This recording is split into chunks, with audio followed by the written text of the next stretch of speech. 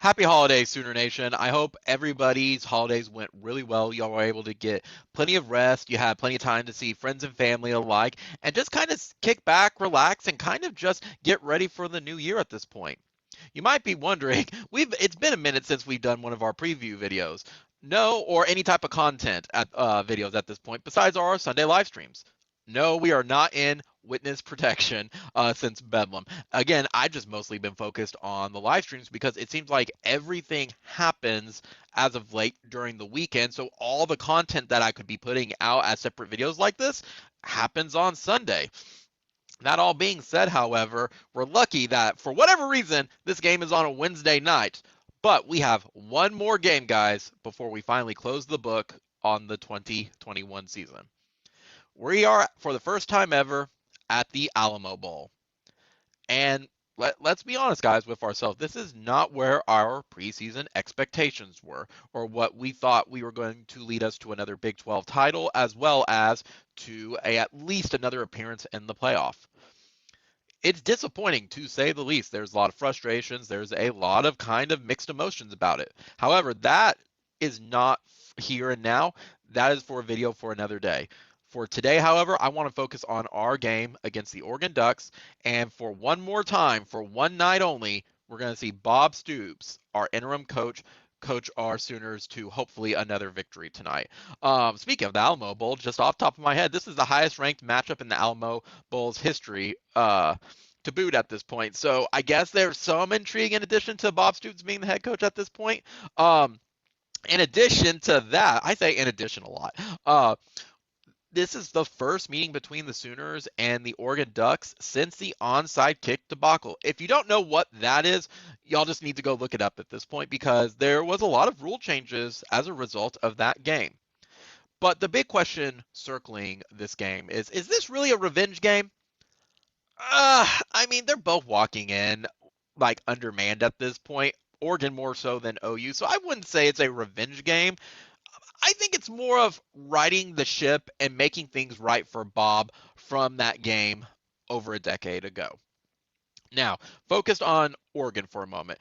The big thing is Oregon has well over 30 players out. I could throw potential stats at you. I could throw out where they're ranked on the NCAA rankings right now, but with so many players out, it doesn't matter. It really doesn't matter. They have a few key pieces there, but besides that, a lot of it again, not due to COVID, but due to opt-outs, due to transfers, due to NFL preparation. They're just missing a lot of guys at this point. And again, they're even missing their head coach with them. They have their interim coach right now is Brian McClendon, before Dan Lanning comes and takes over the Oregon Ducks program. Right now, Oregon's missing Kayvon Thibodeau, DJ James, Jason Jones, Devin Williams, Mikael Wright, and at least what I have written down, Johnny Johnson III and Jalen Reed, possibly Steve Stevens the fifth. He has not practiced, so we'll have to see if he actually shows up to the game at this point. Maybe he's a game day decision. And then Bennett Williams may also be able to play, but they're just going to have to rely on some of the other guys like Christian Williams, Braden Swinson, and I think I'm saying his name right, Suava Poti.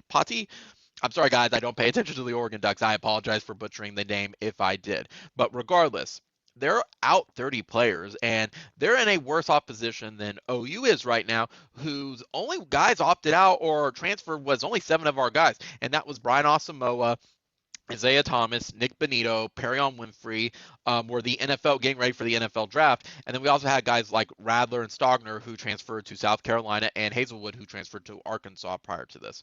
So like I said, overall, OU seems to be in better shape over all the opt-outs at this point. For the rest of them, Caleb's still going to be playing tonight. Hopefully, we maybe get word tonight that he's going to stay at OU. I mean, Theo Weiss announced earlier this week that he has plans to return alongside Woody Washington. So maybe Caleb is impressed enough, and due to the debacle with Riley heading out west, maybe he does want to stay with it.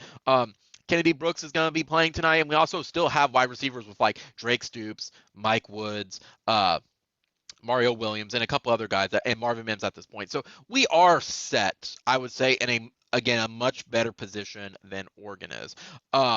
there's no telling if some of the guys like Diois is going to play, but they have the ability to do so. In addition, some of the coaches who did go out and decide they're going to go to USC or went to another school are going to come back and coach in this specific bowl game. So Odom's going to be back coaching, and we're also going to get really, really creative. Kale is actually going to call plays, and I believe this is the first time Kale has actually called plays for the Sooners, and at least on the radio, he sounds very, very excited to do it. So hey, we may see some real unique opportunities tonight, and I think that's kind of what this is at this point. Is it's if you want to call it a gimmick game, it totally is a gimmick game, but we're going to see so many special things about tonight. We're going to see Bob coaching tonight, Drake Stoops, and I believe Isaac is one of the graduate assistants. So we're going to see some special stuff with the Stoops family again. We're going to see Kale calling plays. We're going to see our guys one more time before the season ends tonight. It's just kind of a mishmash of everything that could kind of end the season on a good note at this point. The final thing I want to cover before just going into my prediction is let's compliment both sides from wanting to make this game happen. Oregon could have easily just said, hey guys, we just have too many injuries at this point, or opt-outs, whatever. We just don't have a team to field at this point, and it could have ended there, and OU would have won by default at this point, or it would have been no contest. We saw it a whole lot already this year with the COVID opt-outs and cancellations in other bowl games. But kudos to OU and Oregon for really pushing and attempting to make this game happen. Because hey, that's just giving back to the fans who did take the time to spend the money for the tickets to go down to the games and just enjoy the area and stuff as well. So again, massive kudos to both teams at this point.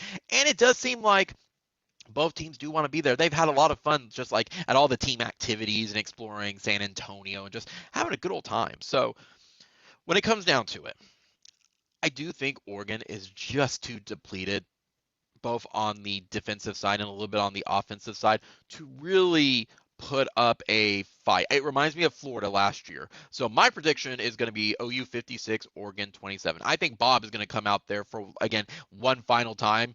By God, that's Bob Stoops' music to get his earned win that he should have gotten against Oregon over a decade ago. It is going to be a sloppy game. Again, there are players out on both sides who were their big key playmakers on both sides. But to me, OU, again, is just in a better position by having more of their key players stay versus Oregon, who's just too depleted. With Bob wanting to get this win, I think that's going to cause the players to feed off his energy. And I think they're going to walk into this game wanting to win and going to be prepared. Again, especially since this is an epilogue of sorts for Bob, who has a chance to right the wrongs of the past with winning this game. And ironically, against Oregon. And if he does, it will bring his win percentage up to .799. Or if you're really not counting that game from a while back, .800. But in the record books, it says we lost. Regardless, it does have a chance for him to finally have that one final thing that kind of escaped him to be righted tonight. Kind of the final notes with this at this point. There's going to be a lot of young faces tonight. We really hope to see some Clayton Smith, Shane White, Isaiah Cole, just kind of a lot of guys up front. Our fronts is going to look different, but hey, they've been wanting their chance and have been chomping at the bits as well to play. This is your opportunity, boys. Go at it, and I really just hope y'all have a good game. And like I said, tonight's going to just kind of just be nostalgic fun tonight, and it's just going to be special. I think the thing I'm really hoping the most, because Drake and Isaac are going to be coached under their dad tonight, I really, really, really hope that with his return, he gets a touchdown and that they just like an embrace and like a big hug on the field. That's really what I am hoping for, and I really, really hope it happens. Drake has more than enough come through for us, so I hope we get that special moment tonight for both of them at this point. Finally, the big question I think everybody's going to be asking is, will Bob get drenched in a tequila bath with his own tequila brand? Probably not, but who knows? But all I can say is, boys, let's just leave everything on the field and just have fun tonight. You're there. Hey, it's not where you want it to be, but let's still make the most of it at this point. And for all of us at Sooner Nation, let's enjoy it, guys, as we get one more ride in the Sooner Schooner with Bob before he finally ends his tenure as probably a head coach in general at this point. So thank you, Bob, again for coming out of retirement to help us in our time of need over 4 weeks ago. I hope you have a lot of fun tonight, and I hope you walk away with a win. That's all, guys. So Boomer Sooner, only one Oklahoma.